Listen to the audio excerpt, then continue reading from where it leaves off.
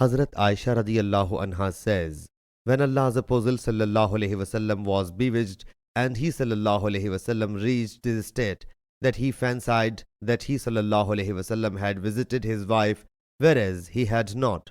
Sufyan the transmitter states, it is the most critical stage of sorcery. So he sallallahu alaihi wasallam said, O Aisha, do you know what I wish to know? Allah Jalla Jalaluhu has apprised me of it. Two men came to me, and one of them sat by my head and the other by my feet. The one sitting beside my head said to the other, what has happened to this man? The other replied, he has been bewitched.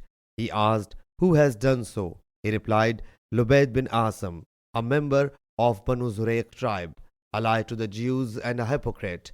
He asked, on which things he has done so? He replied, on comb, hair, and outer husk of a male date. It was asked, where was it placed? He replied, they were in Dharwan well.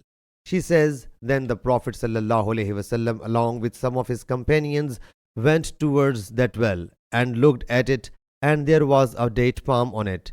He ﷺ then returned to Hazrat Aisha.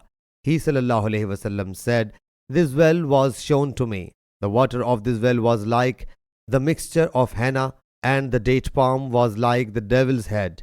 Urwa the transmitter states, then they were taken out. Hazrat Aisha radiyallahu anha says that she submitted, why did not you publicize it?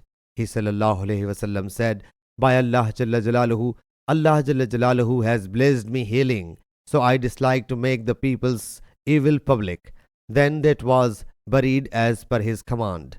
Sahih Bukhari Hadith number 5766.